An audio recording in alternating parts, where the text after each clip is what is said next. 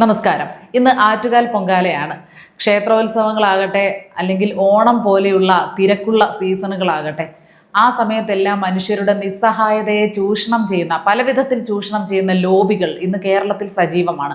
അത്തരത്തിലൊന്നാണ് ഈ parking fees. കനത്ത parking fees മനുഷ്യരിൽ നിന്ന് ഈടാക്കിക്കൊണ്ട് അവരുടെ നിസ്സഹായതയെ ചൂഷണം ചെയ്യുന്ന സ്വകാര്യ വ്യക്തികൾ. ഒരു ലൈസൻസ് പോലും ഇല്ലാതെ തനിക്ക് തോന്നിയ രീതിയിൽ ചെറിയ കാറുകൾക്ക് വരെ 400 രൂപ വരെ ഈടാക്കുന്ന നിലയിൽ ഫീസ് വാങ്ങിച്ചുകൊണ്ട് ആറ്റുകാൽ പൊങ്കാലയോടനുബന്ധിച്ച് ഒരു വ്യക്തി പാർക്കിംഗ് സൗകര്യം ജനങ്ങൾക്ക് കൊടുത്തു.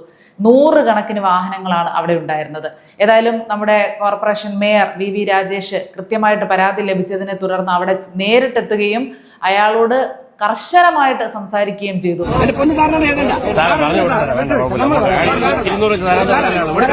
വളരെയധികം സന്തോഷം തോന്നി. കാരണം ജനപ്രതിനിധികളൊക്കെ ജനങ്ങളുടെ പ്രശ്നങ്ങളിൽ നേരിട്ട് ചെന്ന് ഇറങ്ങി വന്ന് പ്രതികരിക്കുമ്പോൾ മാത്രമാണ് നമ്മൾ പ്രതീക്ഷിക്കുന്ന രീതിയിൽ അതിനൊരു പരിഹാരം ഉണ്ടാകുന്നത്. അല്ലെങ്കിൽ നമ്മൾ പ്രതീക്ഷിക്കുന്നത് ഇതൊക്കെയാണ് ഇവരിൽ നിന്ന്. അല്ലാതെ ഒരു പേപ്പർ കണ്ട് ഒരു ഒപ്പിട്ടിട്ട് അത് പരിഹരിച്ചേക്കാം, അല്ലെങ്കിൽ ശ്രദ്ധയിൽപ്പെട്ടിട്ടില്ല, റിപ്പോർട്ട് കിട്ടട്ടെ നോക്കാം എന്നൊന്നും പറയുന്നതല്ല. ഒരു പ്രശ്നം, അതും ജനങ്ങളെ നേരിട്ട് ബാധിക്കുന്ന ഒരു തക്കതായ പ്രശ്നം കണ്ടോ, ശ്രദ്ധയിൽപ്പെട്ടോ, അല്ലെങ്കിൽ ആരെങ്കിലും ശ്രദ്ധയിൽപ്പെടുത്തിയോ, ഉടനെ നേരിട്ട് അവിടെ ചെല്ലുക എന്നുള്ളത് ജനപ്രതിനിധിയുടെ ബാധ്യതയാണ് എന്നതുകൂടിയാണ് വി രാജേഷിന്റെ കൃത്യമായ ഇടപെടലിലൂടെ നമുക്ക് മുന്നിൽ വ്യക്തമാകുന്നത്.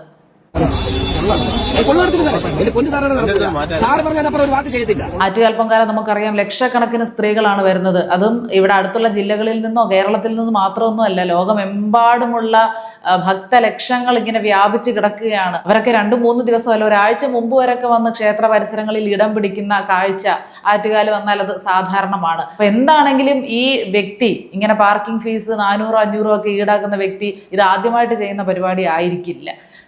ഇത്രയും ഒരു തൻ്റെ ഇടം അയാൾക്കുണ്ടായല്ലോ. ആരുടെയും ഒരു അധികാരികളെയും അറിയിക്കാതെ, യാതൊരു നിയമവും പാലിക്കാതെ, ഒരു ലൈസൻസ് പോലും എടുക്കാതെ ഇത്രയധികം വാഹനങ്ങൾക്ക് ഇത്രയും കനത്ത ഒരു പാർക്കിംഗ് ഫീസ് ഈടാക്കുന്നത്. ഇവിടെ മാത്രമല്ല, റെയിൽവേ സ്റ്റേഷനുകളിൽ വാഹനങ്ങൾ വെച്ചിട്ട് പോകാൻ സാധ്യതയില്ലാത്തവർക്ക് അങ്ങനെ പാർക്കിംഗ് കൊടുക്കുന്ന സ്വകാര്യ വ്യക്തികളുണ്ട്. അവരൊക്കെ എന്തിൻ്റെ അടിസ്ഥാനത്തിലാണ് പാർക്കിംഗ് ഫീസുകൾ ഈടാക്കുന്നത്? ഈ ദിവസവും ജോലിക്ക് പോയിട്ട് വരുന്ന മനുഷ്യരൊക്കെ ഇടത്തരക്കാരായിരിക്കും, സാധാരണക്കാരായിരിക്കും. അവരുടെയൊക്കെ മാസശമ്പളത്തിന്റെ നല്ലൊരു ഭാഗം പാർക്കിങ്ങിന് വേണ്ടി കൊടുക്കുന്ന ഒരു അവസ്ഥയും ഇവിടെ നിലവിലുണ്ട്. ഇതൊക്കെ എല്ലാവരും കണ്ണിൽ കാണുന്നതാണ്, ആരും ഇതിനെക്കുറിച്ചൊന്നും പറയാത്തതാണ്. നമ്മുടെ നിസ്സഹായത ഇത് തന്നെയാണ് നമ്മുടെ മുഖ്യമന്ത്രി ഉൾപ്പെടെയുള്ള മന്ത്രിമാരും ചെയ്യുന്നത്. മനുഷ്യരുടെ നിസ്സഹായതയും ദൗർബല്യത്തെയും ഒക്കെ ചൂഷണം ചെയ്ത് മുന്നോട്ട് പോവുകയാണ്. ചിലത് ചൂഷണമാണ് എന്ന് നമുക്ക് തിരിച്ചറിയാൻ പോലും കഴിയാത്ത വിധത്തിൽ സ്വാഭാവികമായി മാറിയിരിക്കുന്നു എന്നതുകൂടി നമ്മൾ ചിന്തിക്കണം. ഇങ്ങനെ പാർക്കിംഗ് ഫീസ് വാങ്ങിക്കുന്നു. അപ്പോൾ നമ്മൾ വിചാരിക്കുന്നത് എന്താണെന്നറിയാമോ? എന്താണെങ്കിലും 400 രൂപ കൊടുത്താൽ എന്താ, വണ്ടി സേഫായിട്ട് ആ സ്ഥലം കിട്ടിയല്ലോ. അതിന് പിന്നിൽ ഇതെന്തൊരു കൊള്ളയാണ് ഈ നടക്കുന്നത്, ഇത് നിയമപരമായിട്ടാണോ ഇത് നടത്തുന്നത് എന്ന് ചിന്തിക്കാൻ പോലും നമുക്ക് പല സമയത്തും ശേഷിയില്ലാതെ വരുന്നു. അല്ലെങ്കിൽ നമ്മളെ അങ്ങനെ ആക്കിയെടുത്തു. ഇത് അവരുടെ ഒരു അധികാരമാണ്, അവരുടെ ഒരു റൈറ്റാണത്. അതിന് നമ്മൾ വിധേയപ്പെടുക. നമ്മുടെ സൗകര്യത്തിന് വേണ്ടി അല്പം ഒന്ന് കണ്ണടച്ചാലും കുഴപ്പമില്ല എന്ന രീതിയിലേക്ക് പൊതുജനവും മാറിയിട്ടുണ്ട്. 100 കണക്കിന് വാഹനങ്ങൾ കൊണ്ടിട്ടതിൽ ഒരാൾ പോലും ചോദിച്ചിട്ടുണ്ടാവില്ല ഒരുപക്ഷെ, നിങ്ങളിത് പെർമിഷനോടെയാണോ ചെയ്യുന്നത്, അല്ലെങ്കിൽ തന്നെ ഈ വാഹനങ്ങൾ അവിടെ കൊണ്ടിട്ടു എന്തെങ്കിലും ഒരു സുരക്ഷയ്ക്ക് ഗ്യാരണ്ടി ഉണ്ടോ ഈ കൊണ്ടിടുന്നവർക്ക്? എന്തെങ്കിലും ഒരു ബുദ്ധിമുട്ട് ആ പാർക്കിങ്ങുമായി ബന്ധപ്പെട്ട ആ വാഹനത്തിനുണ്ടായാൽ, അല്ലെങ്കിൽ എന്തെങ്കിലും കേടുപാടുകൾ സംഭവിച്ചാൽ ഈ ഉടമ അതിൻ്റെ ഉത്തരവാദിത്തം ഏറ്റെടുക്കുമോ? അങ്ങനെ ഒരു വലിയ ഇഷ്യൂ ഉണ്ടാകുമ്പോൾ, ഒന്നിലധികം വാഹനങ്ങൾക്ക് ഏതെങ്കിലും വിധത്തിലുള്ള കേടുപാടുകളൊക്കെ സംഭവിക്കുമ്പോൾ അത് കോർപ്പറേഷന്റെ തലയിൽ വരുന്നു. കോർപ്പറേഷന്റെ അശ്രദ്ധയാണ് ഇതിന് കാരണമെന്ന് പറഞ്ഞ് മുന്നോട്ട് വരാൻ ആളുകൾ കാണും, പ്രതിഷേധിക്കാൻ ആളുകൾ കാണും. പക്ഷെ ഇത്തരം ഈ ചൂഷണം ചെയ്യുന്ന ആളുകളെ കണ്ടെത്തി അവർക്കത് നടപടി സ്വീകരിക്കാൻ വേണ്ടി പൊതുജനങ്ങളുടെ ഭാഗത്തു നിന്നും യാതൊരു വിധത്തിലുള്ള പ്രതികരണങ്ങളും ഉണ്ടാകുന്നില്ല. സത്യം പറഞ്ഞാൽ രാഷ്ട്രീയം പറയല്ല കേട്ടോ. ഈ വി രാജേഷ് കയറിയതിൽ പിന്നെ അവിടെ ഒരു ഭരണം ഉണ്ട് എന്ന് നമുക്ക് അനുഭവപ്പെടുന്നുണ്ട്. പല കാര്യങ്ങളിലും, പല പ്രധാനപ്പെട്ട കാര്യങ്ങളിലും ഉടനടി തന്നെ അതിന് പരിഹാരം ഉണ്ടാകുന്നുണ്ട്, അല്ലെങ്കിൽ അതിന് നടപടി എടുക്കുന്നുണ്ട്. പിന്നത്തേക്ക് നീട്ടി വെക്കുന്നില്ല. പായയുടെ പ്രവർത്തനങ്ങളെ സംബന്ധിച്ചിട്ടാണെങ്കിലും, തെരുവുനായകളെ സംബന്ധിച്ചിട്ടുള്ള പ്രശ്നങ്ങളാണെങ്കിലും, അതുപോലെ തന്നെ കുടിവെള്ളം കഴിഞ്ഞ ദിവസം വി ശിവൻകുട്ടി എന്ന മന്ത്രി പരിഹസിക്കുന്നത് കണ്ടു.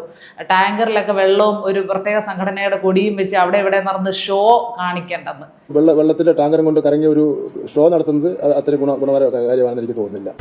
ഇപ്പോൾ ഇത്രയും വേനലിന്റെ സമയത്ത് ലക്ഷക്കണക്കിന് ആളുകൾ, കനത്ത വെയിൽ, അതിനോടൊപ്പം തന്നെ ഇത്രയും തീ ഒന്നിച്ച് കത്തുകയാണ്. അതിന്റെ ചൂട് മനുഷ്യർ കുഴഞ്ഞു വീഴാനുള്ള സാധ്യതകളുണ്ട്. ആ സമയത്ത് ആരെങ്കിലും അവർക്ക് കുടിവെള്ളം ലഭ്യമാക്കുന്നുണ്ടെങ്കിൽ, അല്ലെങ്കിൽ കൃത്യമായിട്ട് നല്ല ശുദ്ധജലം അധികാരികളുടെ പെർമിഷനോട് കൂടി ആരെങ്കിലും വിതരണം ചെയ്യുന്നുണ്ടെങ്കിൽ അതൊരു മഹാപുണ്യമാണ്. അല്ലെങ്കിൽ ആ സംഘടനകൾ ഏതെങ്കിലും അങ്ങനെ കൊടുക്കുന്നുണ്ടെങ്കിൽ അതൊരു പുണ്യമായി കരുതണം, അതൊരു സേവനമായി കരുതണം. അതൊക്കെ നമ്മുടെ നാടിൻ്റെ കടമയാണ്. അല്ലാതെ നമ്മളിട്ട് ചെയ്യുകയില്ല, ചെയ്യുന്നവരെ പരിഹസിക്കുകയും കൂടെ ചെയ്യുന്നത് ഒരു മന്ത്രിക്ക് ഭൂഷണമല്ല. അതുപോലെ തന്നെ കുറേ ഓട്ടോ ഡ്രൈവർമാരുണ്ട്, സീസൺ സമയമൊക്കെ മുതലെടുക്കുന്നവർ. രാത്രി സമയമൊക്കെ ആണെങ്കിൽ അവർ ചോദിക്കുന്ന പൈസ നമ്മൾ കൊടുക്കേണ്ടി വരും. അത് ഗ്രാമ നഗര ഭേദമന്യേ അങ്ങനെ നടക്കുന്നുണ്ട്. നഗരങ്ങളിൽ പറയുകയും വേണ്ട. തമ്പാനൂരിലൊക്കെ ഏതെങ്കിലും വരുന്ന ഓട്ടോ കൈ കാണിച്ച് നിർത്തി അതിൽ കയറിയിട്ടുണ്ടെങ്കിൽ അവർ ചോദിക്കുന്ന പൈസ തന്നെ കൊടുക്കണം. അങ്ങനെ ഒരു പ്രശ്നമുണ്ട്. പ്രധാന നഗരങ്ങളിലെല്ലാം അത്തരം പ്രശ്നമുണ്ട് എന്ന് തന്നെയാണ് എനിക്ക് തോന്നുന്നത്. അതിനുമൊക്കെ അടിയന്തര നടപടികൾ ഉണ്ടാകണം. കാരണം ഈ പൊതുഗതാഗതത്തെയും ഓട്ടോയും ഒക്കെ എപ്പോഴും നിരന്തരം ആശ്രയിക്കേണ്ടി വരുന്നത് സാധാരണക്കാർക്കാണ്. നമ്മൾ ചിലപ്പോൾ വയറിൽ ചുരുങ്ങിയൊക്കെ നമുക്ക് ഇങ്ങനെ യാത്രകൾ ചെയ്യേണ്ടി വരും. ഓട്ടോറിക്ഷക്കാർക്ക് പണം കൊടുക്കേണ്ടി വരും. ഒരു നേരം ആഹാരം കഴിക്കാനുള്ള പണം മാറ്റി വെച്ച് ഓട്ടോയ്ക്ക് കൊടുത്ത് യാത്ര ചെയ്യേണ്ടിയൊക്കെ വരും. വളരെ കഷ്ടമാണ്. അപ്പോൾ സാധാരണക്കാർ നിരന്തരം നേരിട്ട് അനുഭവിച്ചുകൊണ്ടിരിക്കുന്ന ഇത്തരം ബുദ്ധിമുട്ടുകൾ അധികാരപ്പെട്ടവരുടെ ശ്രദ്ധയിൽപ്പെടുത്താൻ പൊതുജനങ്ങൾക്കും ബാധ്യതയുണ്ട് എന്നുകൂടിയാണ് ഞാൻ പറഞ്ഞു വരുന്നത്. അപ്പോൾ ഇത്തരം കാര്യങ്ങളിൽ ഏതെങ്കിലും ഒരു ജനപ്രതിനിധി നേരിട്ട് ഇടപെട്ടതിന് പരിഹാരം ഉണ്ടാക്കുകയാണെങ്കിൽ, അല്ലെങ്കിൽ ഇത്തരക്കാരെ നേരിട്ട് കർശനമായിട്ട് കൈകാര്യം ചെയ്യുകയാണെങ്കിൽ, രാഷ്ട്രീയമൊക്കെ മറന്ന് മാറ്റിവെച്ച് നമ്മളവരെ അഭിനന്ദിക്കാൻ തയ്യാറാകണം. കാരണം അത്തരക്കാർ വളരെ ചുരുക്കമാണ്. കുറേ ആളുകൾ പറയുന്നുണ്ട് അയാൾ ഷോ നടത്തുകയാണ്, മേയർ ഇങ്ങനെ പാർക്കിംഗ് നോക്കി നടക്കുന്നതാണോ മേയറുടെ പണി, വേറെ ആരെങ്കിലും വിട്ടുകൂടെ, അപ്പോൾ വാർത്തകളിൽ ഇടം നേടാനാണ്, വാർത്തകളിൽ ഇടം നേടിക്കോട്ടെ. ആ പ്രഭാവതി അമ്മയുടെ കാര്യം പറഞ്ഞതുപോലെ അത് നല്ല കാര്യങ്ങൾ ചെയ്ത് ആ വാർത്തയിൽ ഇടം പിടിക്കുന്നതെങ്കിൽ, അല്ലെങ്കിൽ ജനങ്ങൾക്ക് ഉപകാരമുള്ള കാര്യങ്ങൾ ചെയ്ത് ആ വാർത്തയിൽ ഇടം പിടിക്കുന്നതെങ്കിൽ നമുക്കെന്താ ബുദ്ധിമുട്ട്? ഒരു വാർത്തയിൽ ഇടം നേടാൻ കാണിച്ചോട്ടെ, നമുക്ക് പ്രയോജനമുണ്ടല്ലോ. അല്ലാതെ മണ്ടത്തരം വിളമ്പിയും അഹങ്കാരം കാണിച്ചും അങ്ങോട്ടും ഇങ്ങോട്ടും പോര് വിളിച്ചും തെറി വിളിച്ചും ഒന്നും അല്ലല്ലോ വാർത്തയിൽ ഇടം നേടുന്നത്. ജനങ്ങൾക്ക് വേണ്ട കാര്യങ്ങൾ ചെയ്തിട്ടല്ലേ. അപ്പോൾ അതിൽ നമുക്കൊന്നും നോക്കേണ്ട കാര്യമില്ല.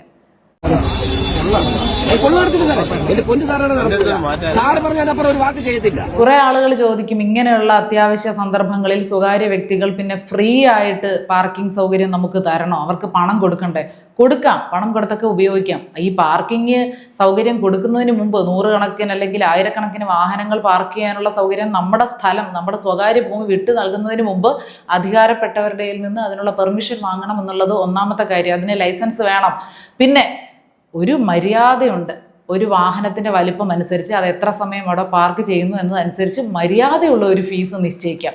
ഈ 400-500 രൂപ ഒരു ചെറിയ കാറിന് ലക്ഷക്കണക്കിന് രൂപയല്ലേ ഒരു ദിവസമൊക്കെ ഉണ്ടാക്കുന്നത്?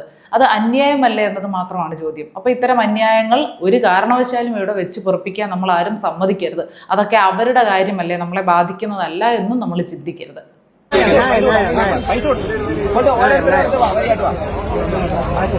പുര കത്തുമ്പോൾ വാഴ വെട്ടാതിരിക്കുക. ഇത്തരക്കാരോട് പറയാനുള്ളത് ഇത് മാത്രമാണ്. കാരണം മനുഷ്യരുടെ അത്യാവശ്യങ്ങളെയാണ് നിങ്ങൾ മുതലെടുക്കുന്നത്, അവരുടെ നിസ്സഹായതയാണ് നിങ്ങൾ മുതലെടുക്കുന്നത്. അങ്ങനെ മുതലെടുത്ത് നിങ്ങൾ ഉണ്ടാക്കുന്ന അനധികൃതമായി സമ്പാദിക്കുന്ന പണമൊന്നും നിങ്ങളുടെ കയ്യിൽ നിൽക്കില്ല, നിങ്ങൾക്കത് പ്രയോജനപ്പെടില്ല. അത് എഴുതി വെച്ച് തരാം, അതൊരു പ്രപഞ്ച സത്യമാണ്. ഏതായാലും സാധാരണക്കാരെ ബാധിക്കുന്ന വിഷയങ്ങളിൽ നേരിട്ട് ഇറങ്ങിച്ചെന്ന് അത് പരിഹരിക്കുന്ന ആ ഒരു രീതി മാതൃകാപരമാണ്. വി രാജേഷിന് എല്ലാവിധ അഭിനന്ദനങ്ങളും.